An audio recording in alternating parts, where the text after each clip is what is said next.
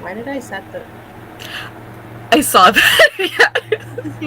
I think my computer automatically was like, you surely don't want to start a live show in 15 minutes, right? How about 6 o'clock? And I was like, yeah! And then I was like, oh, it's not the time I wanted at all. But, yes, hello. Hi, friends. And then hello to people as they join us. I'm very excited to be back in action. Yes.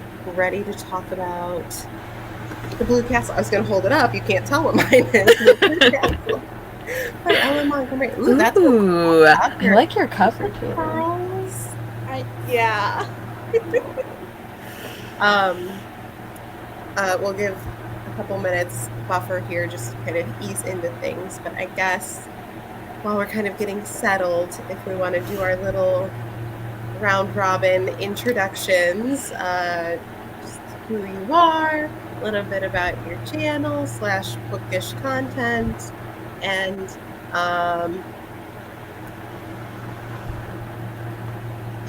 because we read an L.M. Montgomery book, tell me about your favorite season.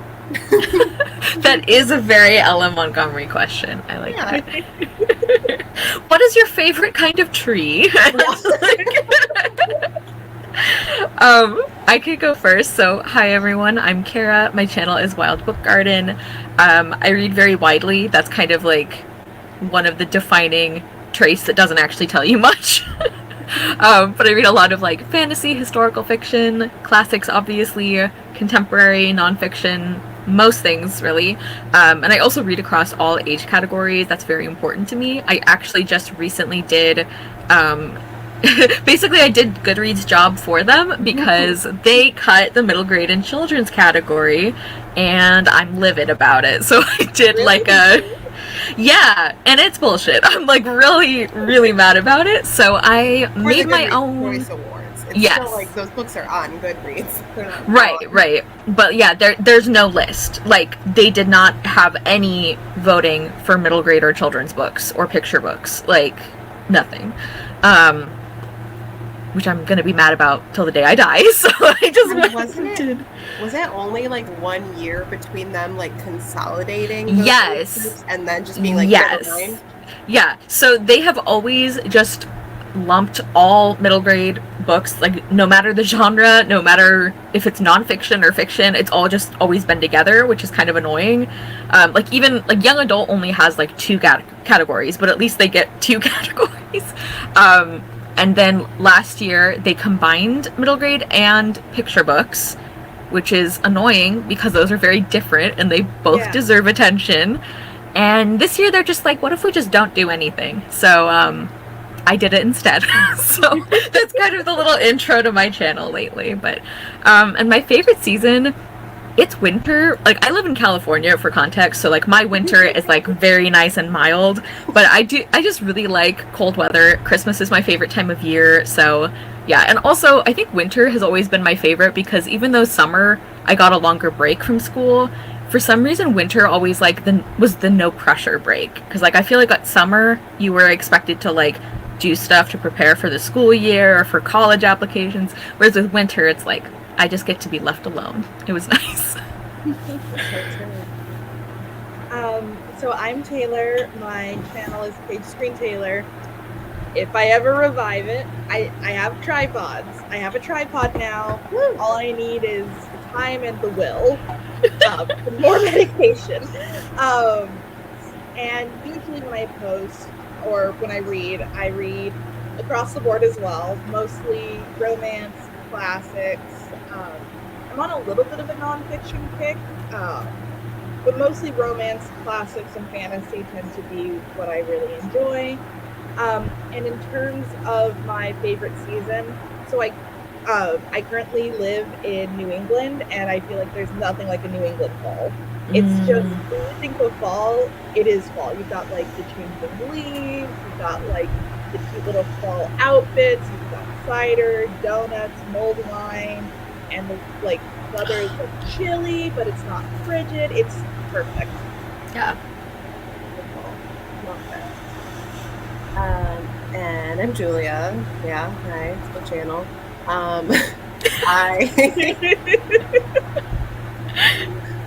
I do plan on reviving this channel quite a bit in the new year, provided that I'm not working as much as I am right now. Yeah. So, but I have some things in place that will help. So, have no fear. And then, I'll ask in a second. But yeah, I read a lot of classics, romance. I feel like those are the top two genres right now. Historical fiction, but a little bit of everything. And I have a different favorite season from the two of you, so that's fun that we all had different things to say. I am very much a spring girly. Partially it's like my birthday season, so that's always exciting. Here, you get it. Yep. But I just like that being in Michigan, the weather is warming up from being absolutely frigid, so it's kind of got that like in between fall thing where it's like I can wear the kind of outfits that I want because I can have some layers, but also people can see what I'm wearing, so I'm not bundled up under a giant coat. Yeah. And baby animals and flowers. I like all that. Yeah. Baby animals is an important consideration. Yeah. It's all about the baby animals, honestly. Okay. Well, since we're going to talk about the Blue Castle, let's first just talk about your prior experience with Ellen Montgomery, and also specifically this book. So, have you read? What are your feelings? Taylor, take it away. Are we going into ratings as well, or? Sure, give us your rating for this. Yeah. Okay.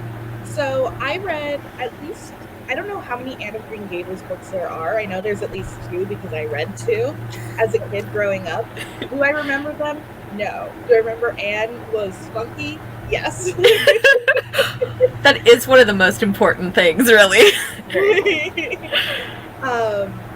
And I remember liking them as a kid. Have no memory of them now. Haven't read them as an adult. I think that's something I really want to do because I really like the Blue Castle. I never heard of it, never read it. I think I'm going to give it a 4.5 out of 5 stars. We'll go into later, I think, or at least I'll just burst out with it why I knocked off half the star. But it was almost a 5-star read for me. I loved it. That makes me happy. Yeah. So that makes me so happy because I have read The Blue Castle. I don't even know how many times. It's like been a comfort reread for me since, oh man, I think I first read it like sophomore year of college, I think. And it's like, it's kind of one of those just go to like cozy books. It just makes me really happy. And so I fully acknowledge that I cannot be unbiased about it. I do recognize though, like there are things about it that I don't love. Like the ending is over dramatic and the breakup is irritating, but I don't care that much. Like I still love it. And as for other Ella Montgomery experience, so I actually have read the whole Anne series. There are 8 books. Wow, 8? Yeah, although some of the, like a couple of the last ones don't really follow her as the main character. I really love like the first half of the series, and then I feel like personally victimized by the second half because I don't like the direction it went, and especially at the time of my life that I was reading those books, I kind of felt like, I don't know, this is like very dramatic, but it sort of felt like Ella Montgomery was like, hey, like you can have like a character that you relate to, like, oh, just kidding, no. Takes it away. So I don't love the last half of that series, but I do enjoy the earlier books. And then I've also read, what is the name of it? I think it's like A Tangled Web, I think, which I had extremely mixed feelings about. There were some parts I liked and some parts that were like incredibly offensive for no reason. So I personally would not really recommend that one. And then I've also read the first Emily of New Moon book, which I really enjoyed. But by far my favorite is The Blue Castle. I gave it 5 stars because, as I said, I cannot be at all objective about it because I've got such an emotional like connection to it. Like it's gotten me through some hard times. But yeah, I love Valency. I find the first chunk of the book where she just like stands up for herself incredibly cathartic. Like, I fantasize about doing that. Like, just, and not even being like outright rude, but just like, I am going to tell people what I actually think and not worry about being polite. Valency just living the dream there. And I love the romance. So even though there's like little nitpicky things about it that I don't love as much, I still have a great time. Cool. What's your rating, Cara? Oh, it was a 5 stars. I think like if I could separate it from my like deep emotional impact from this book, it would probably be closer to a 4.5, like Taylor said. But like I have it down as a 5 stars because like it means a lot to me in addition to being, I think, a really well done story. Yeah. Cool. Yes, I have also read some Anne of Green Gables. It's weird because I remember thinking a lot about Anne of Green Gables as a kid, but never read it as a child. But I had like it looked like a book, but it was like a paper dollhouse that like unfolded, and as you opened it, so the like that cover touched the front cover, like all the floors unfolded. It was really cute, and it was like Anne and Marilla and and I was like, I don't know who these characters are, but I loved that dollhouse. Yeah. And I remember like eyeballing the books like at the bookstore as a child, being like, look at these covers, like that looks like something I would like, and I just never read them. So I read Anne of Green Gables for the first time when I was in college, coming out like sort of towards graduation, when I was like coming out of a years-long reading slump, because of course I wasn't reading fiction books, I was studying. Gross. So it's one of the like books that I sort of, what's the word I'm looking for, give credit to like getting me back into reading as a hobby, so it's very exciting. And then I've read, I think, like the next 2 after that, and I still own the others, so I will continue through the series eventually. But yeah, I do like Anne of Green Gables quite a lot. And then I had never read The Blue Castle, but in the same vein of what we talked about when we had the Room of View live show, Mary Margaret, this is one of her favorite books, and she was like, I will annotate it for you. And I was like, absolutely do that, thank you.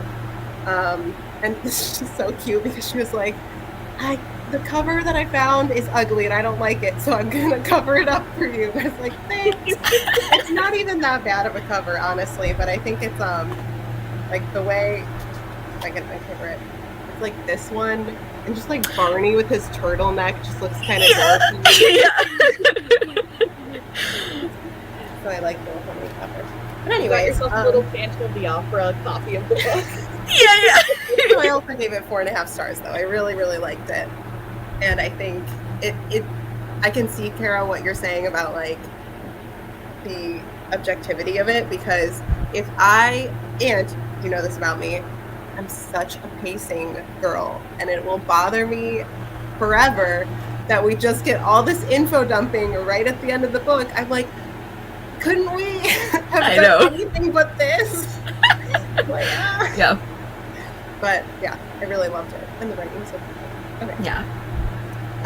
So before we actually dive into full discussion about the book, some themes that come up within the book that may crop up in conversation to various degrees are grief, alcoholism, loss of a child, general period language that is maybe not how we would say things today, and depression and emotional neglect and abuse.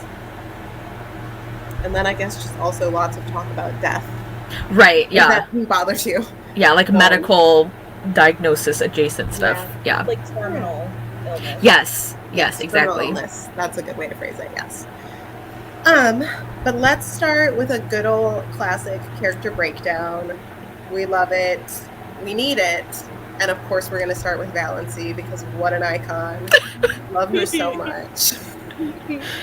Yeah.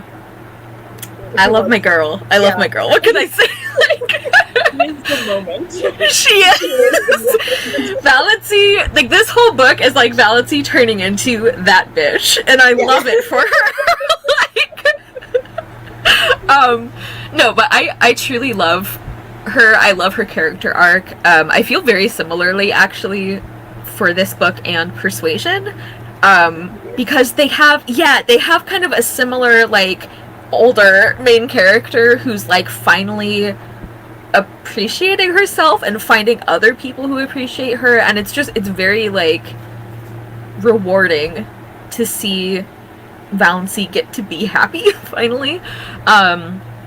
Yeah, I really love her, and one of the things that I find so interesting about like all her smackdowns at the beginning, which bring me so much joy, like honestly one of my favorite scenes of any book I think I've read is just like watching her go off on people. The thing that I also admire about it is that she's not going out of her way to be rude. She's just like, I'm gonna be honest and not worry about people's feelings, and she just like devastates them. I love it. Yeah, and I also just really admire how like compassionate she is. Like the scenes with Sissy Gay I think are just I mean they're hard, they're like heart-wrenching to read, but I love seeing her and Sissy kind of rekindle that friendship at like the end.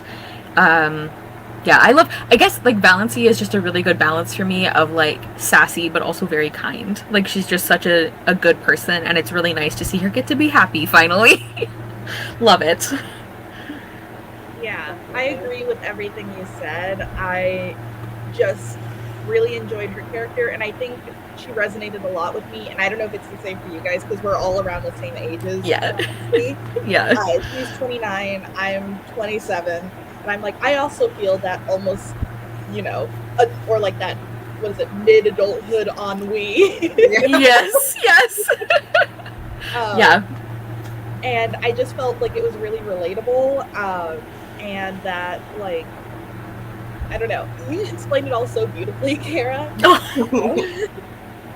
But I think, yes, I think you described that really well, because it is very, like, personally satisfying. Yeah, just because I am also, like, right around Valency's age. I'm 28, and it's just nice to see her get her big like romantic ending, even though everybody else is like, oh, she's on the shelf. Like, yeah, I know. They're like, might as well just bury her now. It's interesting because a lot of these pressures that are placed on Valency haven't really changed for people, particularly women, in their like late 20s, early 30s. It's, when are you going to get married? Or, oh, you're getting old. So now you have like 14-year-olds doing like 12-step skincare routines to not get wrinkles. So now you're getting old. You don't really have a lot of money of your own, or if you do, like, you're just sort of getting started out, so you're not like where your parents are. And just seeing her like get a job, start like not caring what people are thinking and wearing the clothes she wants to wear. And, you know, just sort of like proposing to her crush. Oh my god! I know, like the guts. Yeah. Transitioning into that adulthood, like, I don't care. What other people think of me, and I want that for myself. Yeah.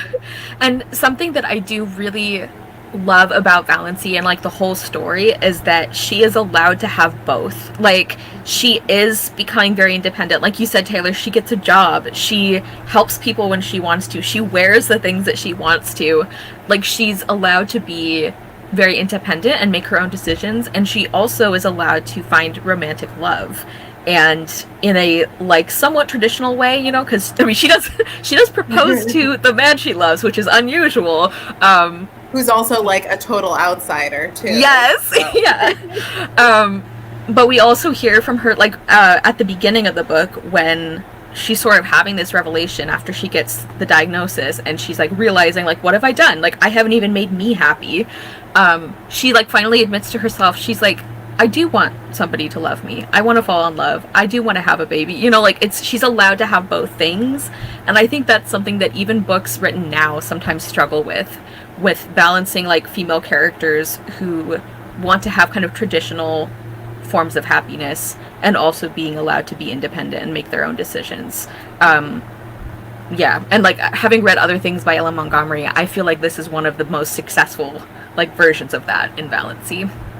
Yeah. Also, speaking on the balance piece of it, I love that even though she does become so independent and Valancy grows so much over the course of the story, she's also, it's not like she wakes up one day and is no longer burdened by insecurity or Yes. like never second guesses anything. Like, she'll propose to the man she has a crush on, but she'll also be like, well, he's only marrying me out of pity, but that's really nice of him.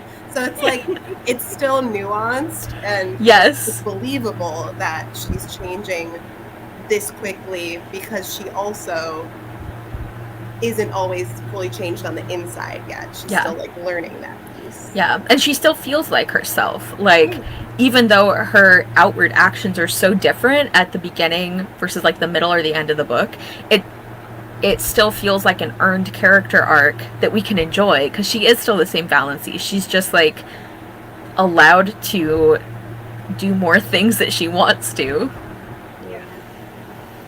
And I agree with what you were saying, Julia, because, like, I don't know, it would be so easy for Ellen Montgomery for her to write Valancy as, like, she wakes up one day and she just doesn't care anymore. Yeah. Like, not a like, she just doesn't care how people look at her or see her.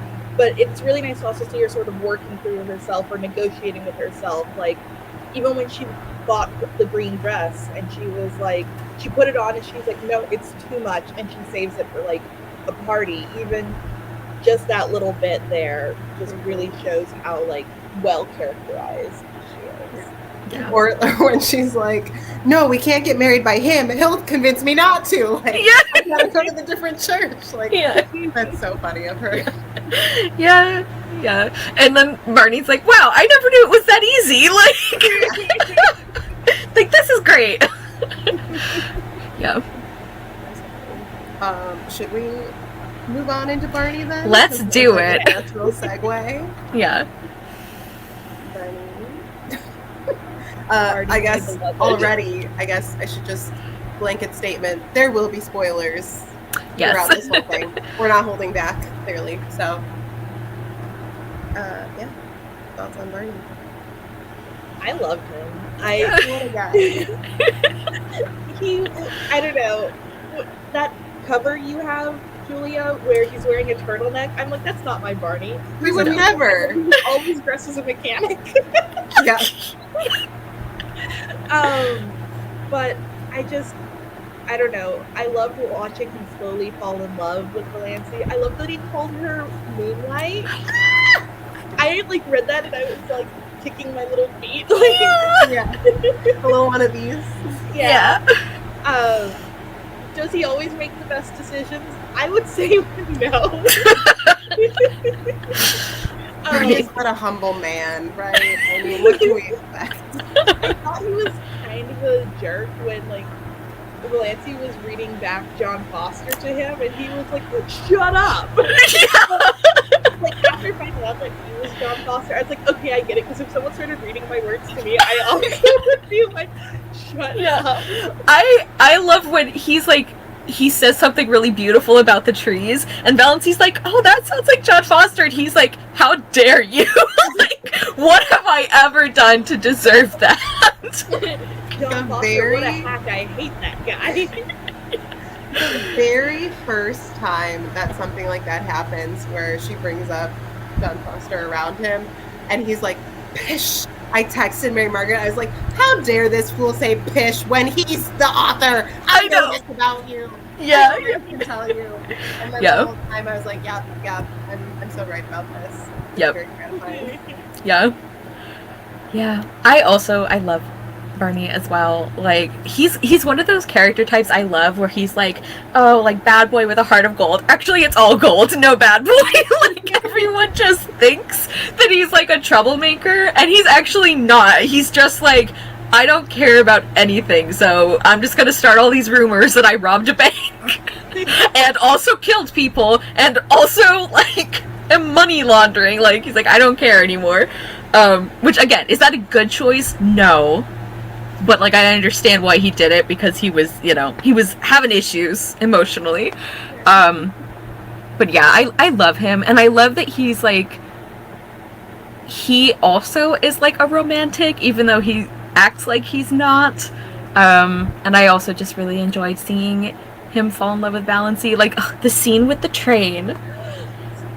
Oh, it is so good. And of course, like, because the first time I read this book, I'm like, okay, he's upset because she almost died. Like, obviously, and Valency's like, oh, he's so sad because he's gonna be stuck with me. And I'm like, girl. His decision to disappear. I know. Like, yeah, why, Barney? Why? Like, why do you make your own life more difficult? But yeah, I really love their romance so much, and I love that like they get to do the like fun romantic stuff, but they also get to like have really interesting and serious conversations with each other. Like, he respects her as well, and I love that. Yeah, I like Barney. 10 out of 10 would ask him to marry me. I just love a friends to lovers arc too, because like when they're first like kind of, they're just like, okay, we're gonna get married, it doesn't feel very romantic yet, but it still feels like so natural and right. So it's like, we know you love spending time together, we know you get on really well. It's just like, so sweet. And I can't even move forward from the train scene that quickly, because my PTSD from fried green tomatoes. Oh yes! Don't train! No, I can't do this right now. Yeah. So I was very distraught. The way that like Barney like put his head in his hands for like 15 minutes afterwards is basically me. I'm like, yeah. Yes. Just like the description of how like terrified he is, I'm like, I'm sorry for your suffering, but also this is so romantic. Well, and he's like doing everything he can to save her, and she's just like, no, and it's like, and then later he's like, I wanted to be hit if you were going to be hit. I was like, oh my god. Yeah. And I also love that that's the moment he realizes that he's in love with her, and that it's not just like, he wasn't upset that she almost died, but he was upset that there is this for sure possibility that she's going to die soon, and he can't live with that either. Yeah, I love that too. I love that being like the realization moment for him, because, and he tells her later that like he basically just kind of ignored that, you know. He was like, we were happy, it was just so much fun being married to you and getting to like hang out all the time. He's like, so I just kind of like didn't think about it, and then he was forced to think about it, and he was like, I refuse to accept this. No. I'm so stupid though when I was like listening, because I was like listening to the book and reading along, and there was like the scene where he like pulls out his knife when she's stuck to the train track to like cut her out of her shoe. My brain was like, yes, cut her foot off. Lose the foot, but it's fine. You can live without a foot. And then I heard like he's cutting her laces, and I was like, that's smarter. Much faster. And probably a lot faster. Yeah. Oh my god. That would have been a dark turn for this. Yeah. I know. I was like panicking for her, so I was like, do whatever you can to get out of there. I'm sure it's terrible. Yeah. That's really funny. Yeah. I also really love, this was one of like Mary Margaret's like annotations where she was like, pretty much the fact that he gets rediscovered by his father simply because he was buying a gift for the woman he loves. That's so sweet and selfless. Like, he's been basically on the lam for however many years, and he's like, no, this will be worth it. I want to buy her a really expensive necklace. $15,000 in 1920s money, Canadian dollars, but still. Currency converter, pull it up, because oh my gosh. Yeah. when she finds out, she's like, and I was scared because I thought it was $15. Oh, Valency. I'm just gonna do it in American dollars because it's about the same. Do it. It's close enough. In 19, let's go with the year the book was published.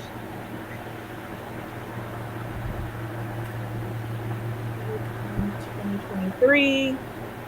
$248,000. $248,712.56. Oh. Okay. Barney, my beloved. Alrighty.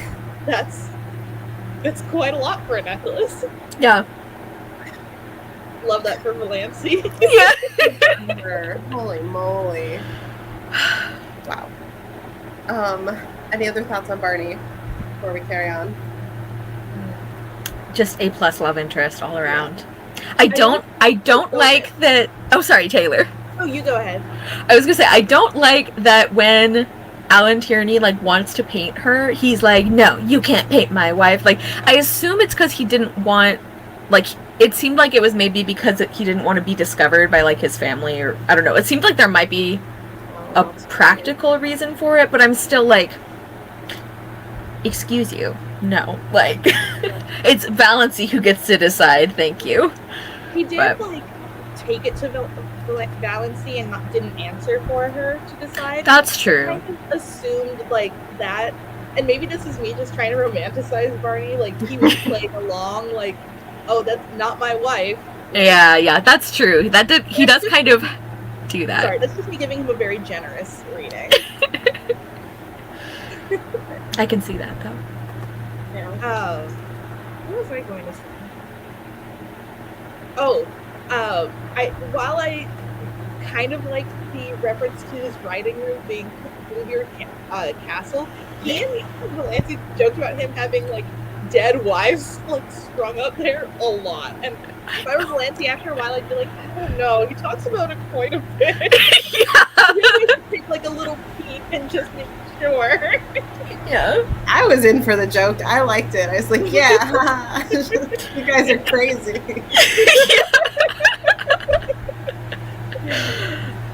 Yeah, I was sort of mixed about that because I do think the references were clever, but yeah, the when they came right out and said oh yeah, I've got 6 beautiful women hanging by their hair in there, and Valancy's that's okay, and I'm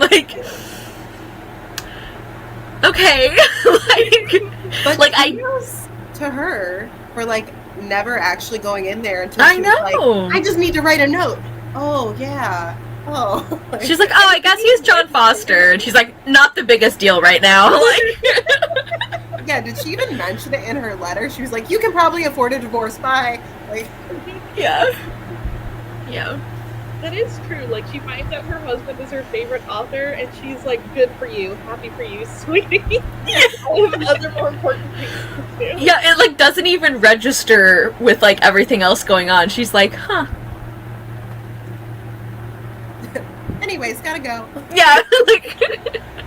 How sweet was it though when she was oh, that makes sense because he gave me that book and the book wasn't out yet. Yeah. So cute. Yeah, and she heard someone in the bookstore is oh no, it's not out for another week, and she's yeah, it is, because I have it. Yeah. So cute. So cute. Barney, my beloved. Yeah. Okay, let's turn the tables a full 180 and just kind of talk about the rest of the Sterling fam as an entity. Bonus points if you want to tell me who your least favorite Sterling is. That's a tough order, yeah. I mean, mine is, what's his name, Uncle Benjamin with the pun. Oh, I hate that. Yes, okay, he's definitely a contender. And in the 11th hour, he saves the worst pun for last to be why are women Brett? Or wait, what is it? Yeah. Stupid. I noted down. Oh wait, no wait. Here's how I know where it is, because the chapter before ends with Valancy going, "Oh, why can't I die?"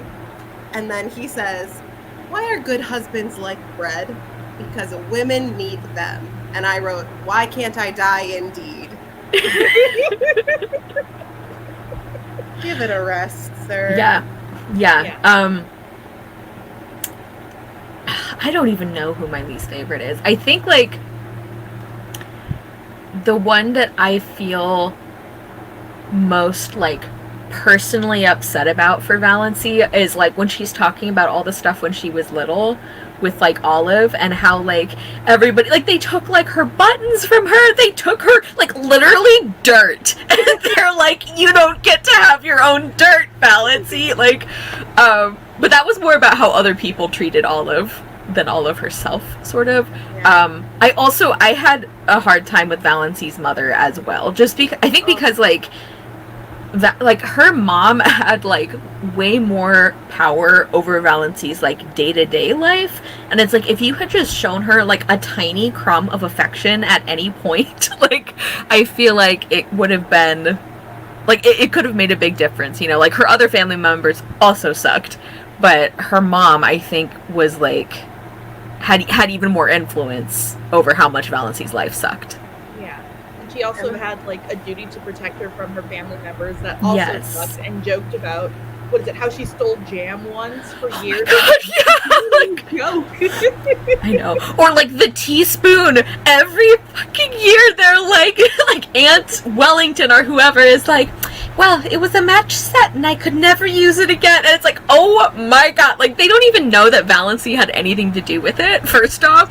But it's like, I think Lucy Maud Montgomery really captured, like, the incandescent rage of, like, that family joke that just will never die. And you're like, I am ready to throw something through a window if we have to go over this again. Like, or even just the nickname of Doss. Doss! And then at one point she goes, hey, I'm not going to answer to that. And then, like, she still does later. And I'm like, just don't answer it, please. It's like the one, like, beautiful thing in her life that she was allowed to have is, like, her name that's, like, so pretty and interesting. And they're like, you can't have that, no. Like, how about we give you a name that sounds like something you'd call a donkey? Like, yeah. Like, it's such a terrible nickname. Yeah, I agree. Uncle Benjamin, because he got on my nerves, and the fact that once he found out that Valency was, like, married to a millionaire, now he's like, oh, we have to get them back together, and now we want to be on her good side. Yeah. I'm sorry, like, you said she was dead to you? You said she was dead to you. So yeah. Oh, that was another. Yeah, that was another thing that, like, makes me so mad about her mom, is that her mom literally says to her multiple times, like, I wish you were dead instead of, like, I just, saying that to your kid is, yeah, because I think she meant it, like, she really meant it, whereas, like, with, I think her aunts and uncles, it was more about, like, puffing themselves up, you know, it's like, we got to make a big dramatic break with her because the family name will be shamed if we don't. Whereas her mom was, like, literally, like, to her face in a private conversation, like, why can't you just die? And I'm like, how dare you? Like, ugh. It really, the kicker for me is that her mom is such a terrible mom, but then at the same time feels like she's owed so much obedience and loyalty and appreciation. Yeah. And I'm like, how dare you? Like, never stand up for your daughter, never do right by her, and then be like, but I'm your mother. Like, what? No. Yeah. Valency's mom, I think more than Uncle Benjamin, was the biggest culprit to me. Also for making Valency wear nothing but brown, like, her entire life. And then it's like, why can't Valency find a husband? And it's like, you have her dressing in literal potato sacks. I know, like, actual potato sacks, yeah. Yeah. Like, I'm not saying that's the only reason, but it's not doing her any favors. No. Yeah. Yeah, and, like, that's the thing, is that it was like every single kind of neglect. I mean, we even hear that apparently she's not even allowed to, like, eat very much because her mom is so cheap. So, like, you know, there's some more, I feel like, physical neglect going on as well. But yeah, it's just like, she's not allowed to even feel good about herself by getting to wear, like, a color, like, not even, like, a pretty dress, but it's like, you can't wear a color because it washes you out, which also, that's not how that works, but yeah, it's just, like, makes me so upset for her. Like, Side note about something I've noticed in a lot of older books too is people just plainly telling someone that they're not pretty. Oh, Like, yeah. it isn't just like something that happens in like this book, but in every book they're like, "Oh, you're no beauty, but you know that," or like, Yes. "Oh, she doesn't have much beauty," and it's like, she's right there. I Why know. is it ugly to her face? Yeah. It's just like, thanks. Even Okay. Valence's father-in-law, he's like, "You're no beauty, but you know that," and I was Yeah. like, "Jeez, you just met her." I know. He's really like his first impression that he's making on her. Yeah. Yeah. I know. And I feel like Barney is one of the only ones who kind of like compliments her without, well, I guess not without reservation, because he sort of agrees with her when she's like, I know I'm not pretty, and he's like, well, you're not like obviously pretty, but you have your moments, like, but then he says all those like, personality. yeah. Stars are moonlight. I know, and he has all those like lovely like things that he says about like the way that she'll like turn and look over her shoulder and like how her short hair looks. So like he does actually compliment her, but yeah, I agree, Taylor. There's like this very specific like classic novel thing of like the main female character being told like, well, you're never gonna catch a man with that face, so we'll see what else you got. Like, But honestly, it kind of works in the sense that like, how aggravated do we get in like a YA dystopian novel when the main character's like, I'm so plain, I only have clear fair skin, Yeah. long straight brown hair, and piercing blue eyes. It's like, Yes. okay, shut up. But for her to be like, I know I'm not the prettiest person, everyone agrees, but I can still feel pretty sometimes, or look Yeah. clear in certain instances, like that's very real and human. Yeah. So I respect And it. Yeah. I feel like Valency's it still felt a little bit like the like, "Oh, I'm so ugly and plain," and just like describing her like elfin features and her delicate bones and like all this, and I'm like, okay, She's so Valency, skinny. she's just so skinny. But I do think, yeah, they had more. She had more like actual, I guess, reasoning than usual, but. I have noticed with Ellen Montgomery's books, like, there's, like, a very specific, like, she's a plain main character, but when she's not plain, she's, like, dazzling. Like, she does this with Anne. Like, I always think about this one line from the Anne of Green Gables books where, like, nobody can ever agree if Anne's beautiful or not, which also, like, rude that people are just discussing this all the time. Like, what's your vote on Anne Shirley? Yay or nay? Like, but I still remember this line that's, like, it's like people who were told she was a beauty went away disappointed. People who were told she was plain wondered where other people's eyes were. And I think that's a really interesting way to like characterize, you know, a female character's appearance, but it's just funny to me that like, I guess this is like Ellen Montgomery's brand. It's like the like not pretty, but yes, sometimes she's beautiful sort of thing. I kind of vibe with it, honestly. I mean, I liked it too, but Yeah. I think it was Barney who said that like Valancy considers herself not pretty because she's comparing herself to Olive all the time. yeah. And like she might not be like the standard beauty like Olive, but she has like all these other like things about the way she looks that are beautiful like to him as well. Yeah. And I think that's also a very good way of looking at it too. Yeah. Yeah, and I think he's right that like she thinks that if someone doesn't look like Olive, they can't be beautiful, and it's like people have different ways of looking beautiful. Sorry, Julia. No, I'm glad you said that because that is not what I was going to say. So we've got both our thoughts out there. And also, I think a lot of the like more specific and genuine compliments about her appearance come later in the book after she's away from her family, she's in nature, she's eating as she pleases, she's thriving, she's dressing as she pleases, and so it makes sense that she would look more beautiful because she's happy and she's probably healthier and you know she's in love, so like that all would register too. Yeah, I actually, that's a good point. I really like the timing of that because it makes it clear that like it's not like, oh, Valency is now objectively different looking and prettier, so now she like deserves happiness. It's like her happiness made her kind of outwardly show that as well. But also what you were saying, Julia, when you're like, oh, I actually like that with like the heroine described as like not traditionally pretty, but then she's kind of like striking. I actually like that as well. Like I think that's a more interesting way of describing a main character, and I also just think like personally I tend to find people like attractive or interesting to look at who are more like unusual, if that makes sense.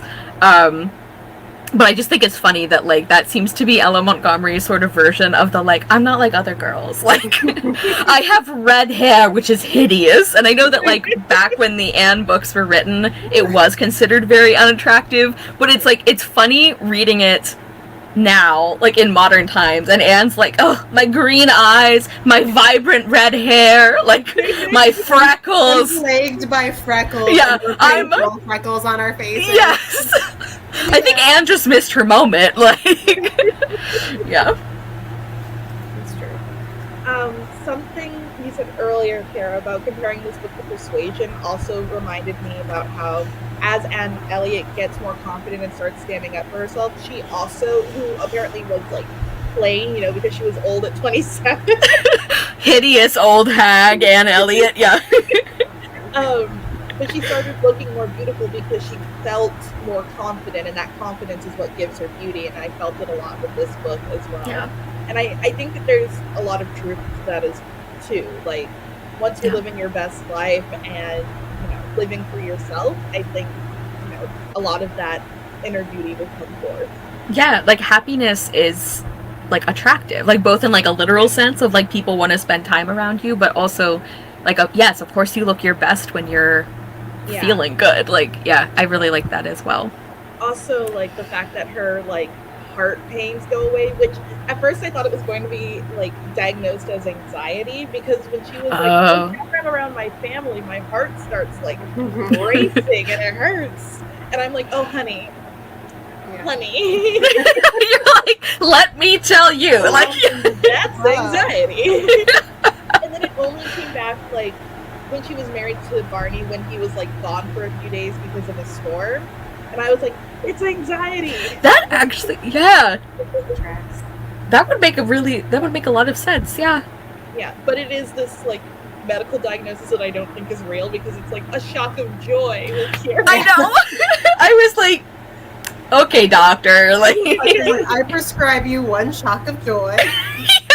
Call me in the morning. Yeah.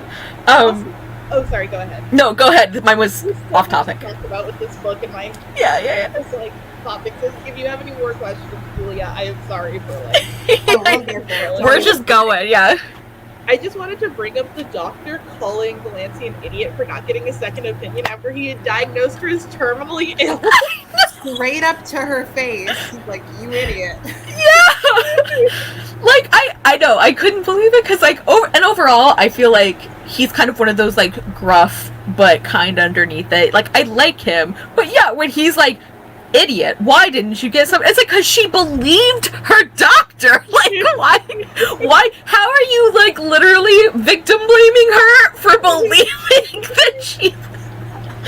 Wilde, truly. He was like, I'll feel bad about this for the rest of my life. But she's like, so stupid. Because it's like, I understand. I mean, he thought that his son was dying, that he was in a car accident. Like, I totally get why, especially because they have the same last name with one letter different. Like, mixed up, sure. Yes, mistakes happen. But, like, to turn around and be like, well, maybe I made the mistake, but you're the one who should have gotten a second opinion. It's like,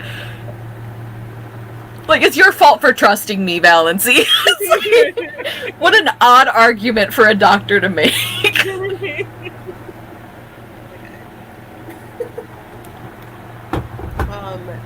we want to talk a little bit about Sissy and Lauren Abel? Yeah, poor Sissy. I love Sissy. Her like story was so like sad and sorry, I am at a loss for words, because I really liked her backstory, and I thought it sort of mirrored Valance's as well, in terms of like she had a reason to ask the man that she loved to marry her, but at the end of the day she's like, he doesn't love me, we're not going to like do this. Whereas Valancy also has a very good reason to get married at this time of her life, but unlike Sissy, she's like, he doesn't love me, but okay. Like, I think he'd like me, and we could have, We'd fun. have fun. We'd have some Yeah. fun. Companionship. Right. Yeah, Sissy's story always, like, breaks my heart. Like, I have cried every single time I've read this book at the part where she dies, because, like, it's just, like, oh, it just gets to me. It's so sad the way people treated her, and I think it's very progressive for when Ellen Montgomery wrote this to have Valancy so unequivocally be shown as being on the right side of her, being like, she is a person who needs help, and that is what matters, and, like, I don't blame her for what happened, you know, like, it just, I think that's very, like, ahead of the time that this book was written in, but it also, I just think it's, like, it's so sad that, like, she just gets to have this, like, friendship, like, right at the end of her life, and, yeah, and I kind of, it's, like, I like, with when Barney, he's like, yeah, there's a man somewhere in the world that I would love to just kill. And I'm like,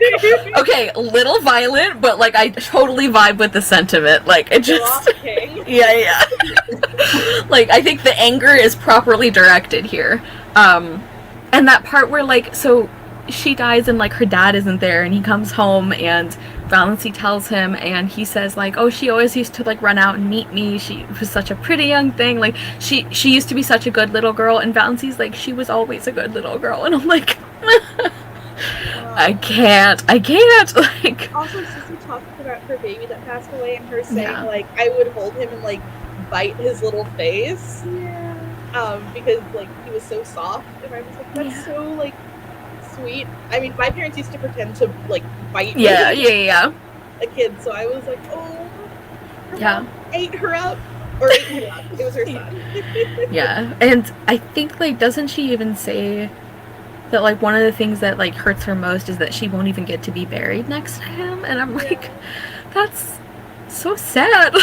Gosh, I think Ellen Montgomery, she had like a couple of, like, things in her little toolkit of, like, emo, like, making just people, or at least me, always, like, gets to me. It's like, because I have read multiple books now where there is, like, an absolutely heartbreaking tuberculosis, like, long drawn out, like, and it gets me every time. It works every time. I'm like, I know that you do this, but am I crying? Yes. Like, there's something about this, like, flavor of book, like the Ellen Montgomery, Louisa May Alcott vibe of things, where the moment a very sweet character is on their deathbed, I'm like, I am prepared to cry. I will be there shortly. Let me just gather my thoughts. Yep.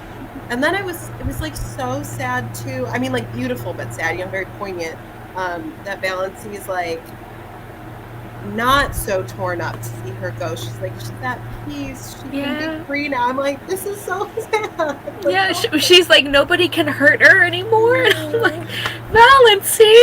And, like, the fact that Valancy is, like, so, like, hiding back her rage at Sissy's funeral because her family is there and other townspeople who, like, now they forgive her. Yeah, because she's dead. They're pretending that they weren't talking about her behind her back and, like, gunning her.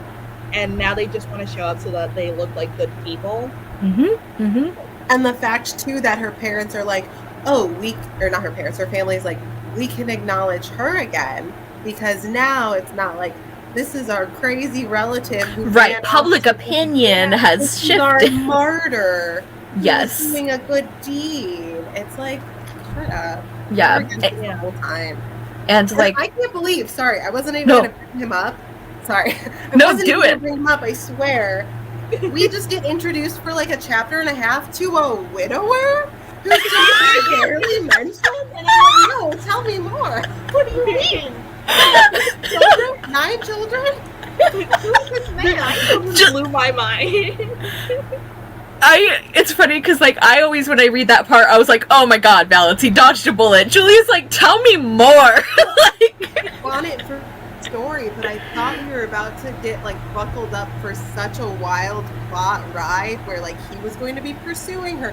I thought it was going to be very, like, far from the madding crowd where we like have all these men in the shuffle all of a sudden, but it was like, hey, I mentioned to your relative I want to marry you because I saw you looking hot at your friend's funeral, and then nothing comes of it. I was like, oh.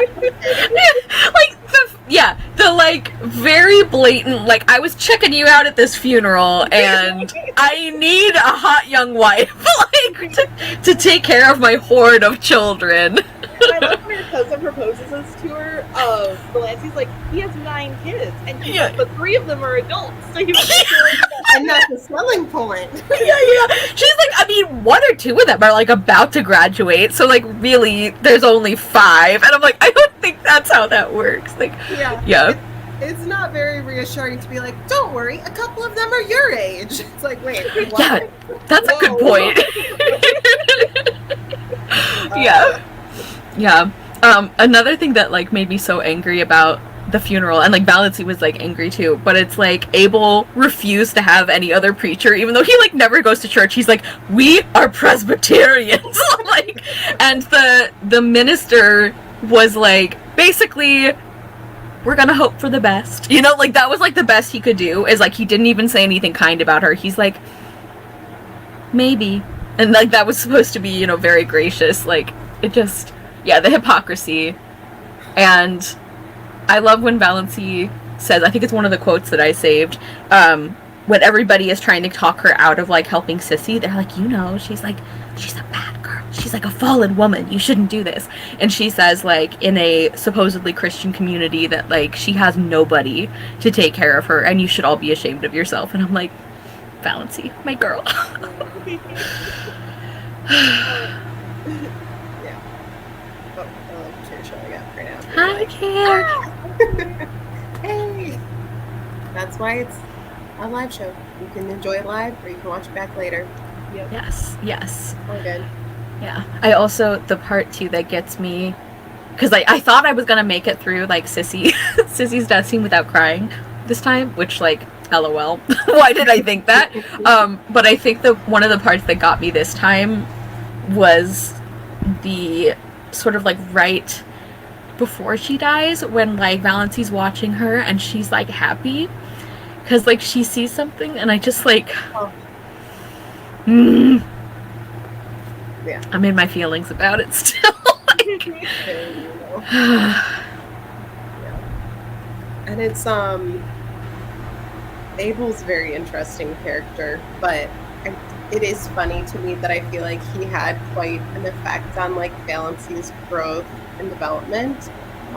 Like later, when her uncle's like trying to talk about what a rapscallion Barney is, and she's like, just say damned, you'll feel better. Like, so funny. I know.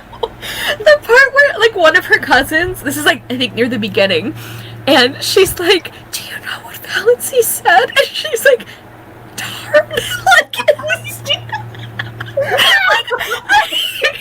I like lost it. Like, she's like, and her mom, like Valancy's mom, is like, to think I would hear my daughter swearing. Oh my god. I can't. Also, the part where Valancy, like, I can't remember what she says, but she insinuates she knows where babies come from, and everyone's like, how would you know that? I'm 29. They're like, but I'm married. You should know. Yeah. I just love how, like, what's the word? Uptight her family is. Yeah. To a ridiculous degree. Like, the darn thing really got me. Yeah. They were all like crying about it. Like they like could not handle it. I also like one of her uncles who I could not stand. It might have been Uncle Benjamin, but I don't remember for sure. Who was probably. He was like, she should be spanked. Like that's the only way to get through. Blah, blah. And like one of her cousins is like, she's 29. We can't spank her. And Valancy's there, and she's like, oh, I guess there is one good thing about being 29. That whole scene at like the table where she's just really letting them have it, so iconic, truly. I love it. The first time that she doesn't go along with one of his puns, and he's like waiting for her to be like, what? And she's like, I'm not gonna say anything. Like, don't look at me. I love it. Yep. Take all the wind out of his sails. Yeah. Like, I do love the parts with Barney, but I think my favorite part of the book is her just, like, putting her foot down. Just, like, absolutely destroying her family. I love it. When her, like, she and Barney were driving away from the party, after Barney punched a man who was, like, harassing her. Yeah. But she, like, runs into her cousin Olive, and I can't remember which other, like, relative, but she's, like, leaning over to talk to Olive, and she's like, I wanted to be here with him. She's like, I think he's really hot. And Olive Yeah. So good. Yeah, I love that. I think at the end, Olive does that weird letter that Olive writes, which that was one of the reasons I knocked half a star off, because I was like, I don't care about this chapter. I thought it was really funny because it's so pissy and passive aggressive, because she's writing to, like, her boyfriend or her fiance, and she's like, maybe I'll just do whatever I want and make everybody upset and ruin the family name because it seems to pay. Like, she just... And I love when she tells her boyfriend, like, it wouldn't hurt to get in shape. Barney's in shape. Yeah. Girl. Jeez. I mean, I believe that Barney is a hottie, so, like, the story checks out. Yeah. But also, to call your fiance chubby, rude. Like, Yeah. You are with him. Be But respectful. also the idea that, like, she thinks Barney's really hot and is like, how can my uggo cousin walk away with that? How can we meet those standards? Yeah. Which, by the way, in my fan cast for the movie The Blue Castle, which is Race Blind fan casting, Dev Patel is my Barney. Because I was like, he's the hottest man I can imagine. Right now. Don't even do this to me. Yes. But then it would be so tragic when he shaves, though. Well, we can I don't think so. I like that Barney finally starts shaving, but, like, because I don't like bristle like that. Like, I don't know. Facial hair. They'll die on this hill. I don't mind a beard now and then. I think maybe he goes from one of those weird beards that sometimes men who don't know how to take care of their beard. Right, that's kind of what I was picturing, is like scruffy. Beard oil and stuff that makes the beard look nice. That was so anyway, sweet, I got though. way too deep into this fan casting, and he's the only person I fan cast. You're like, I got lost in Dev Patel. Like, That's all it takes. it happens. I mean, I think one of my other favorite moments of Valency standing up for herself, which I can't believe I haven't mentioned until now, an hour into this live show, is I can't remember what the situation is in the present in the book, when I think her mom and her aunt are like, well, you need to apologize to Olive about this. And she goes, you made me apologize once for something I didn't do, so now we're even. Like, that was the best. yeah, So good. it's so cathartic to just, like, watch Valency not give a shit anymore. Like, I love it so much. Always for me.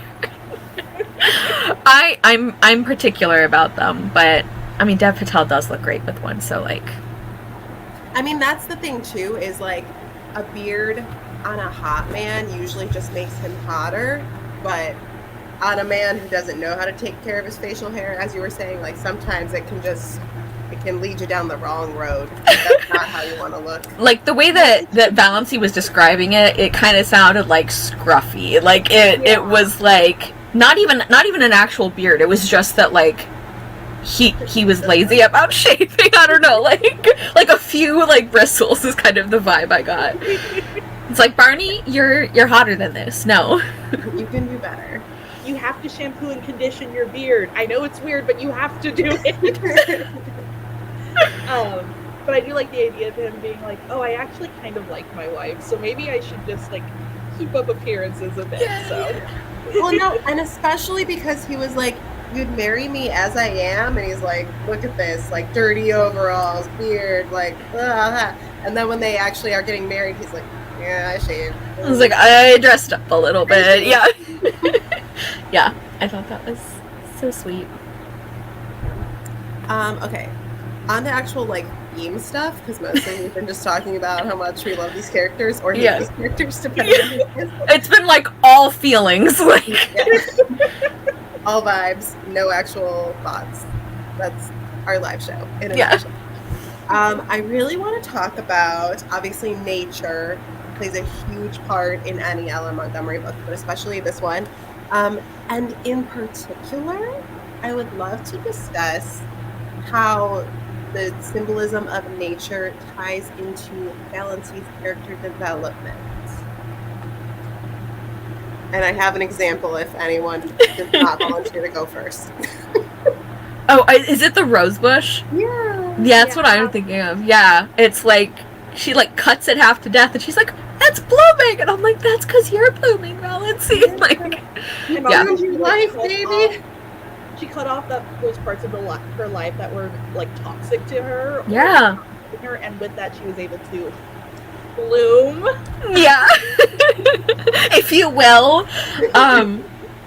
Yeah, and I also think like, I'm sort of like thinking as I go here because I hadn't really connected outside of the rose bush. I hadn't really thought about this connection, but like thinking back to all of the different like kinds of beauty that she talks about seeing on the island and like the seasons changing and how like even though there's like no leaves anymore, like the trees are empty, it's like there's something that's still beautiful about like the bare trees against the snow and like the stars and like all of that kind of makes me think of like the different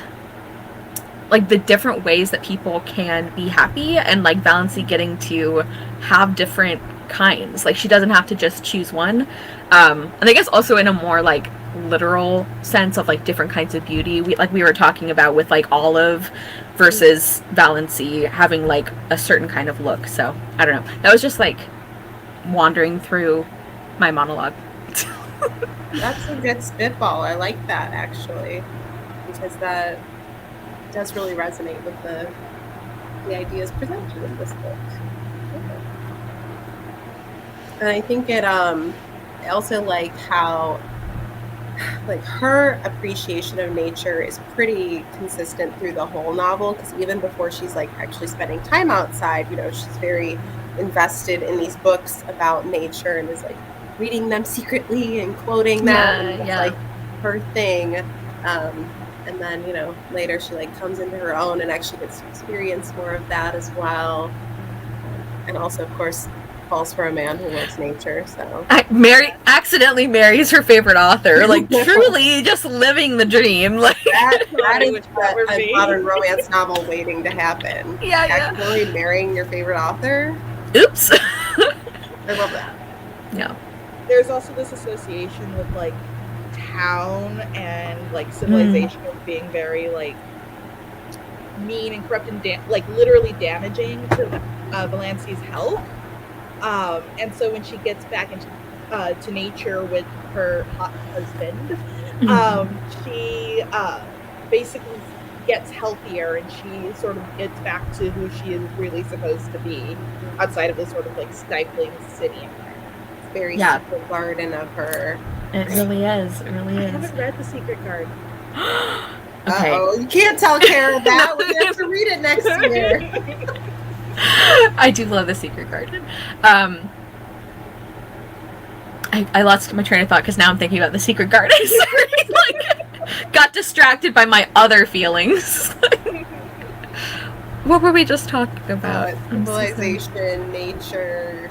Yes, okay, yes. So the only thing, like, of course, there's all these beautiful nature descriptions, you know, like Ellen Montgomery tends to do. The only thing where I was like, okay, John Foster, like, not everybody has, like, a gorgeous wilderness in their backyard. Like, when he's like, you have to, like, you can't just, like, stop by the trees and expect them to give you their beauty. It's like, you have to, like, sneak up on them and, like, all this stuff. And I'm like, that's great, but also, like, living on your beautiful Paradise Canadian island, like, I don't think, like, not everybody has those opportunities, John. Like, I'm just saying. Yeah. I did like when he was like, the government owns them, but they don't tax you to look. Like, it's really funny. Yeah. Okay, nice. Do we want to talk? I feel like other things I had written down all came up in conversation already. Does anyone want to extrapolate about like feminism and gender roles any more than we already have? Just that, like, I love the way this book does it, and like we've been talking about, I think that having that balance is really impressive, especially in an older book, and also especially given some of the other things I've read from Ellen Montgomery. I'm like, why can't they all be like Valency? Like, yeah, but I really like it. So no, nothing new to add. My big thing, or like something I would like to add slightly to build off of our discussion with Sissy, is that I do like that part of Valancy's coming into herself is finding friendship with another woman as well. She doesn't just go from like home to maybe kindly old man, what's his name? Something gay. Abel, and then Barney. It, like, she sort of finds his friendship with Cecilia or Sissy, and that sort of like helps her along her journey, like that friendship between two women. And she had mentioned before she'd never had a female friend before, or a friend at all, but especially, and I think that was also so important to her development. Yeah, I do. I love that Ellen Montgomery always includes like a really deep, important friendship between women. That makes me really happy. Yeah, so I'm glad you mentioned that, Taylor.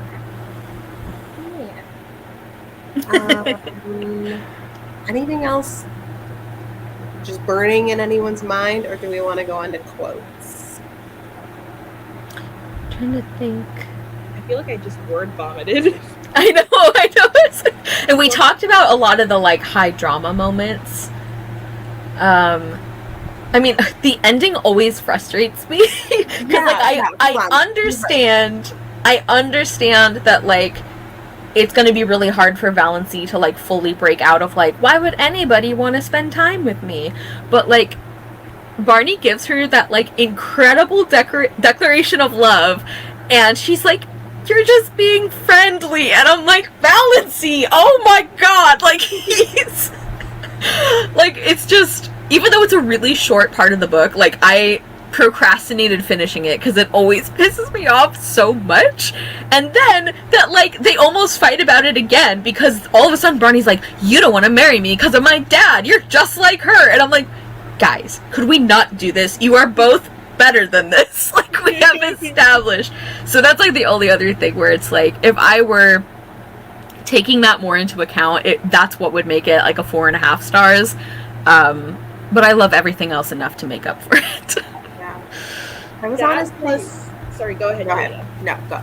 I was just going to say the only other thing that sort of contributed to knocking off that 0.5 star was when Valancy told Barney, like, let's just say from now on that you proposed to me. Because I love the part, like, I love that she proposed and, like, he wasn't threatened by it or anything. It was just like, oh, cool.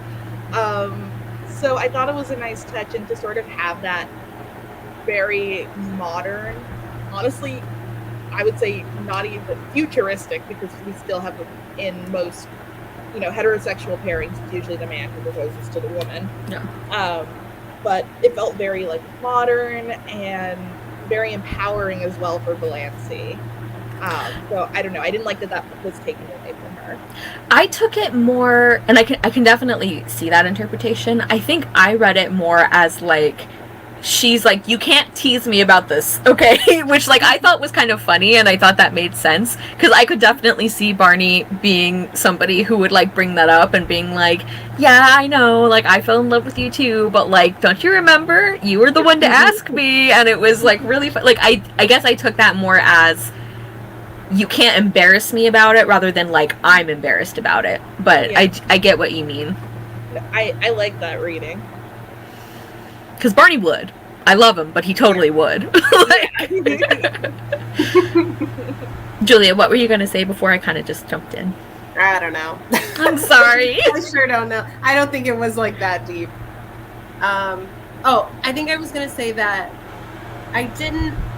the like quick resolution of their little breakup worked for me, because I was like, it's so dumb that you're broken up. You better resolve it quick. Yes. It was just the speed with which it was like, his father showed up, he imparts his entire life story, and then she's like, I gotta go, and then she like runs back to her family, and like unleashes all of this, and then we have to do the same thing again, and Barney's like, no, let me tell you my life story. And I'm like, well, okay, remember when we said we weren't going to lie to one another?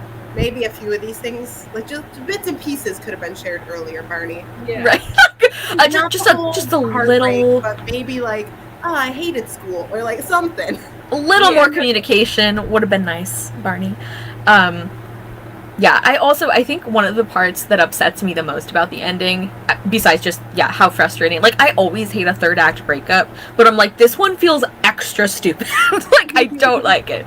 But the other thing that I really don't like is that Valency finds out that she's not gonna die, and then she's immediately like, time to go back to my miserable existence. And it's like I understand that she's like, okay, well, the reason I could be so brave is that I had nothing to lose, you know, like being afraid of like Uncle Benjamin cutting her out of his will. So like, I'm not saying that it doesn't make any sense, but that's the part that really breaks my heart, is that she had all of this character growth, and it seems like for a second she's willing to just throw that all away until her husband shows up again, you know, like I don't like that. And I wish that if that was gonna happen, I wish that like it hadn't been so tied to like Barney showing up and being like, no, it's fine. But yeah, I mean, he does have a great declaration of love, so I'll give him that. He groveled beautifully, I will say, but although I don't know if he ever mentioned how stupid it was for him to leave without a word and then go, why did my wife think I didn't love her? Yeah. There were some questionable choices on both sides, because like, Barney handled it so badly, and then also like the part where like Barney is clearly like heartbroken that he almost saw Valency die, and she's like, he's thinking about how much it sucks that I'm not dead, and I'm like, Valency, it's like, could you, like, wouldn't you at least acknowledge the possibility as like, maybe given all the evidence, he likes me. Like, maybe, just possible. Or maybe like have a conversation. Like, hey, I because could have killed me. Maybe I should go see a doctor tomorrow. Or if she even said like, hey, I'll let you out of the marriage now because I don't think I actually am dying, and then he would have been like, what are you talking about? I love you. And we could have just cleared this up way earlier. That's exactly what I was gonna say, is like, you would think for a girl who was brave enough to tell a man who she knows/believes doesn't love her back, she can say I love you to his face and then marry me, but then can't say, hey, I'm not sure what's going on with my health. Like, what? Like, listen, what are you talking about right now? It's just weird. But, you know, it's Barney just disappearing. Like, I don't know why you thought something bad had happened. It's like, well, Barney, it tracks at least, because I'm like, you're great at like writing beautiful things, but like I don't equate for most of the book Barney with like this most eloquent man of emotion, right? Like he's pretty level about things. Or he gets embarrassed about like having deep feelings or expressing deep feelings. So it does kind of make sense that he'd be like, I'm just gonna go find a doctor, bye, but like not tell her any of it. He's like, we'll do the feeling stuff when I come back. And like meanwhile Valency is like, okay, so he wishes I was dead. Like, I'm dissolving our marriage and gotta go. Side note, Dr. Redfern, when he showed up, he had his little like manservant there, and it's not a big thing, but Valency's like, oh, does he want to come with us? And he's like, no, I hate him. He's weak. That's so weird. Like, I don't know why this manservant was named, because his name is like Henry or something. Like, but that one line, I was like, that's very, very funny. That was so weird. And then like, some of the things that he says about like the way that he like hates being away from home and stuff, it's like he's just sitting there judging the trees. Like, what a character. So, I like how in the parts where they were like talking about his like medications and stuff, Valency remembering the little slogans. It was like the imp in her brain. Yeah. The little imp is like. Yeah, but he's like, oh, it makes my arthritis bad. She's thinking like, take the painkillers that you. Yeah, I thought that You was. had a cure for that. Yeah. Yeah. Okay. Quotes. Buckle up, because I'm sure we have plenty. Oh wait, here has things to say. I don't know what this was in reference to. And then that was more that Barney had only agreed to be married. Yeah. Yes, yeah, true. Yeah, and I think like, as frustrating as the way it happened was, I think like the way, from what we've been saying, it's like we can kind of see the underlying character reasons why, like, yeah, Valency has spent her whole life thinking that nobody wanted to spend time with her at all, you know, so like I can see why a year of happiness isn't enough to like fully give her self-worth. Like I can, intellectually I can understand it, but like emotionally it was very stressful.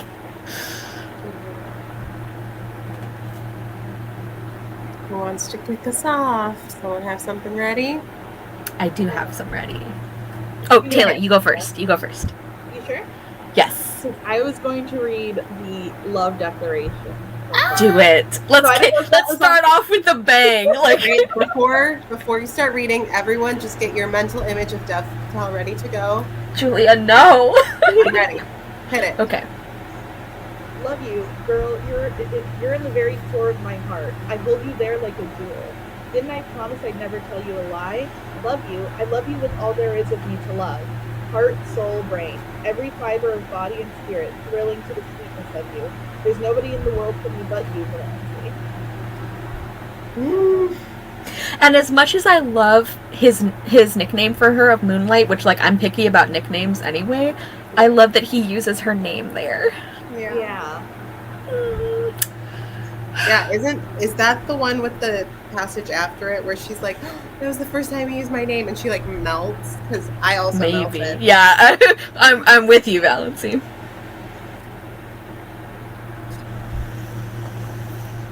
I love this little line from her after she goes home just to tell everyone like, hey, I'm married. And cousin Sarah's like, I'm glad I never had any children. If they don't break your heart in one way, they do it in another. Isn't it better to have your heart broken than to have it wither up? Queried Valency. Before it could be broken, it must have felt something splendid. That would be worth the pain. Yeah. This is from her like her moment of self-actualization when she's like, I'm gonna go be happy. I've been trying to please other people all my life and failed, she said. After this, I shall please myself. I shall never pretend anything again. I've breathed an atmosphere of fibs and pretenses and evasions all my life. What a luxury it will be to tell the truth. I may not be able to do much that I want to do, but I won't do another thing that I don't want to do. I'm like, love it. And I also, she, right after that is when she smashes the potpourri and she says, I'm sick of the fragrance of dead things. And I'm like, girl! Sorry, before someone reads a quote next, I'm like having a moment because my tabs are like all different things because some are mine and some are Mary Margaret's. And so I was just like flicking through because I know one of these tabs will be a quote that I enjoy, obviously. But one of the colors that I was using specifically is like relatable things to Valency and me. And I was like, yeah. And it was just this line about like, you know, she feels bare without any jewelry. I'm like, oh my gosh, me. But not realizing the foreshadowing of her saying, if only she had a necklace or something. What? Now you do have a necklace. A very, very, very expensive. Yeah. Such a fancy necklace. Yep. Oh man. So that's not a quote, but hit it. So, did you want to read a quote, Julia? I'm in line. I have to find one. Mine is right before the quote you read, Cara, but I quite liked it. It was 3 o'clock in the morning, the wisest and most accursed hour of the clock, but sometimes it sets us free. I'm like, oh man, those 3 a.m. thoughts do be hitting. Ella Montgomery knew. I also, a lot of the ones I saved are like really funny parts, I feel like this book really shows how hilarious Ella Montgomery can be, which is not always the first thing I think of about her writing, but I love it. So this is like at the dinner. Aunt Alberta, to save her dinner, plunged into an account of how a dog had bitten her recently. Uncle James, to back her up, asked where the dog had bitten her. Just a little below the Catholic Church, said Aunt Alberta. At that point, Valency laughed. Nobody else laughed. What was there to laugh at? Is that a vital part? Asked Valency. It's so funny. And like all of her family are like, what? Like they like no. Actually, speaking of dogs, I just want to bring up the fact that Barney and Valancy and their 2 cats, Good Luck, and I forgot the other ones. Banjo. I love them. I love them. Also, the fact that Valancy wanted like a cat, but her mom would not let her get one for years. Yeah. So now she finally has 2 with Barney. Yeah. Yeah, that was another line that I had tabbed where she's like, people who don't like cats always seem to think that there's some particular virtue in not liking them. It's true, Valency. Say it. Yeah. I marked that one too. I loved it. Yeah. I love this line about, this is like when she's living on the island and it's just about freedom. It was amazing to be able to sit up half the night and look at the moon if you wanted to be late for meals if you wanted to. She, who had always been rebuked so sharply by her mother and so reproachfully by Cousin Stickles if she were 1 minute late. Dawdle over meals as long as you wanted to. Leave your crusts if you wanted to. Not come home for all your meals if you wanted to. Sit on a sun-warm rock and paddle your bare feet in the hot sand if you wanted to. Just sit and do nothing in the beautiful silence if you wanted to. In short, do any fool thing you wanted to do, whatever the notion took you. If that wasn't freedom, what was? So good.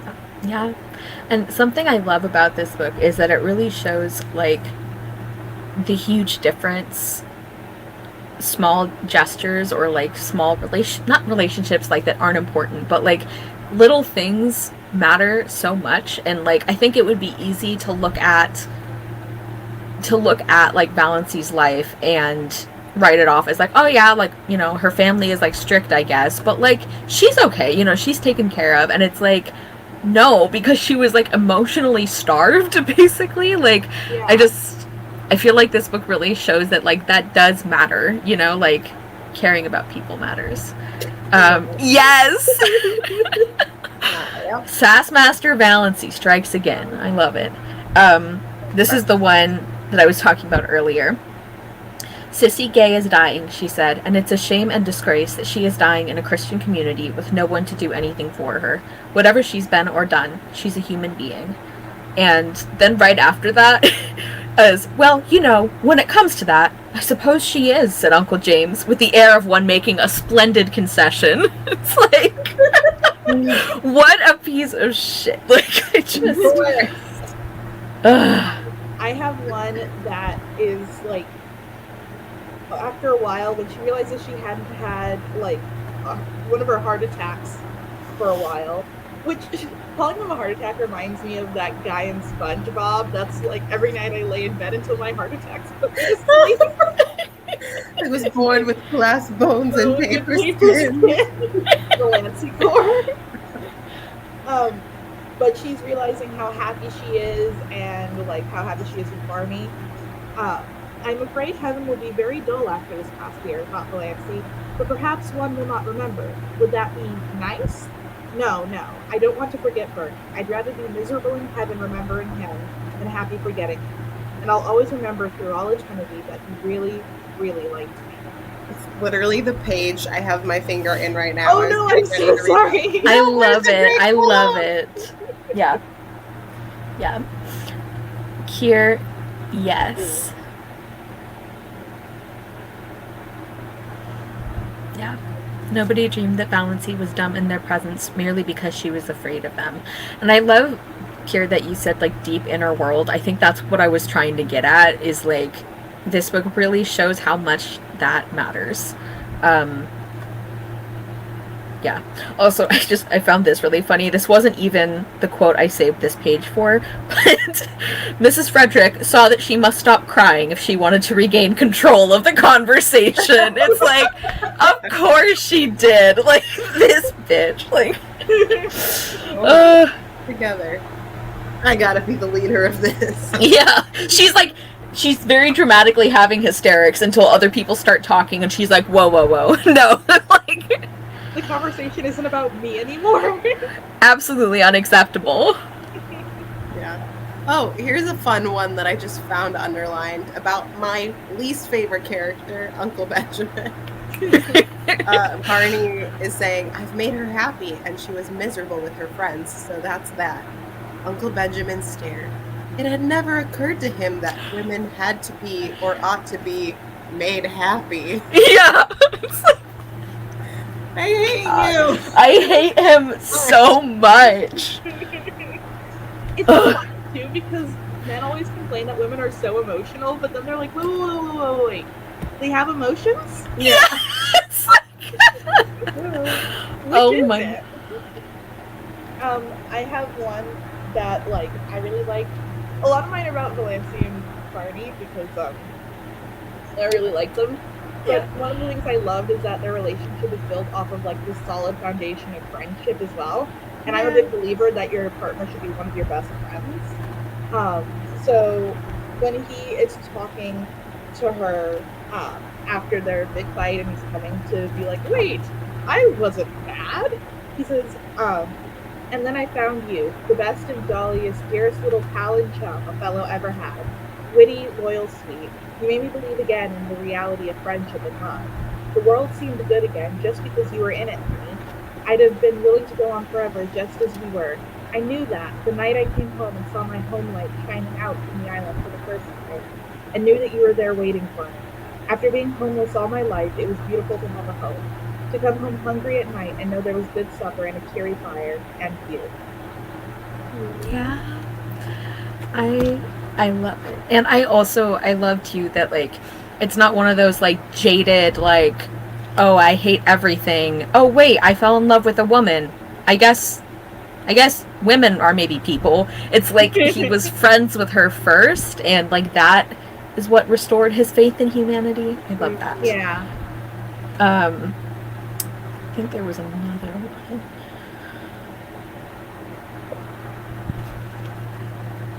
Oh, okay, so this is like right after that part because I love, again, that scene with the train, the drama. I love it.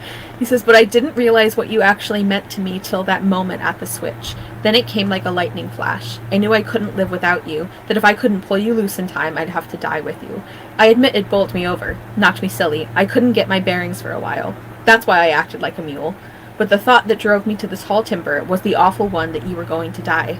I'd always hated the thought of it, but I supposed there wasn't any chance for you, so I put it out of my mind. Now I had to face it. You were under sentence of death, and I couldn't live without you.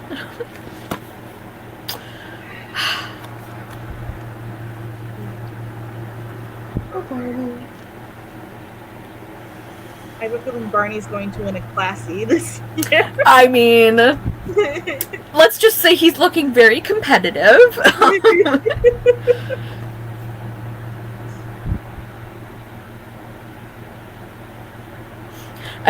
I find it really funny how, like, the Sterling clan, it's like they talk about, like, we don't go to that doctor anymore because he told cousin so-and-so that her neuritis was for attention, which it, like, very obviously is. But then later, they go to the doctor that they do like, and he's laughing at what they're telling him about, like, Valancy talking back, and he's like, well, no, like, she's not crazy. You can't do anything. And they're like, well, maybe you didn't marry the Sterling. Like, maybe that's not gonna be enough for us to give you our patronage. It says, yeah, but then he himself was not a Sterling, and he knew very little about the old Valancy. Like, Uncle James stalked out and drove back to Deerwood, thinking that Ambrose Marsh wasn't much of a doctor after all, and that Adelaide Sterling might have done better for herself. It's like... It's so funny. Also, okay, this is again, it's like what we were saying about like some of the men in this book. It's like they have these stereotypes about women and then they immediately contradict them. It says when Valency's defending Barney, what has he done? Asked Valency suddenly. Uncle Wellington stared at her, forgetting that she was to be ignored. Done? He's done everything! What has he done? Repeated Valency inexorably. What do you know that he has done? You're always running him down. And what has ever been proved against him? I don't argue with women, said Uncle Wellington, and I don't need proof. It's like... I don't need proof that this man's a criminal. It's like, listen to yourself. Like... Because it's not just like, oh, there's this person in town who acts kind of shady and, like, nobody knows. Like, because, like, yeah, that could be kind of sketchy, but he's, like... He's just got vibes, you know? Like, he's just, like... Yeah, he's not a Sterling, so I don't like him. I have a quote. Is this from... This is from when the car breaks down. A classic scene, which I think we can all appreciate. Mm-hmm. And I just love this from the narration.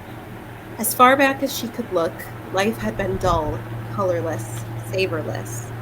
Now she had come to a little patch of violets, purple and fragrant, hers for the plucking.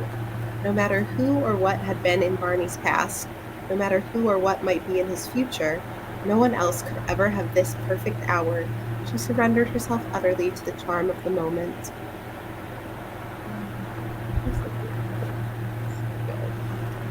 Wait, and then on the next page, he's like, but you're still so young. And Valency says, oh, I know. Yes, I'm still young, but that's so different from young. Also relatable.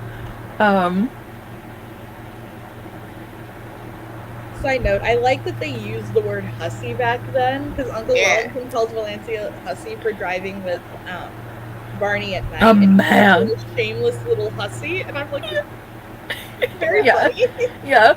I find it so funny when everybody's gossiping about like all of these conflicting stories of like what Barney has done, and it's like literally impossible for him to have done even half of these as like one person. And so like when Valency, like when at the dinner they like bring him up again just to complain about him, it says, of course they abused him. Nobody ever had a good word to say of Barney Snaith. All the old wild tales were canvassed. The defaulting cashier, counterfeiter, infidel, murderer, and hiding legends were thrashed out. It's like, it's so over the top. It's like ridiculous. It's over the top. It's quite the resume.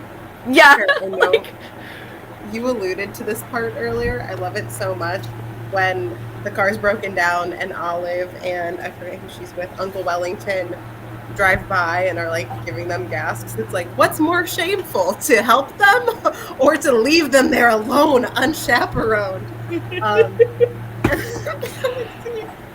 Or no, well, Olive goes, Ross, I can't believe you're bad. I've always said you couldn't be bad. And Valency says, I don't believe I can be. I'm afraid I'm hopelessly proper.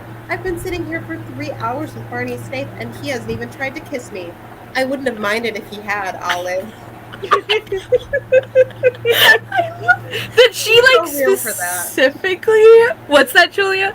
She's so real to say that. Yeah. And she's like saying Olive's name at the end. It's like, this is like directly. She's like, I would love it if he tried to kiss me, Olive. What are you gonna do about it? I wish he would try something.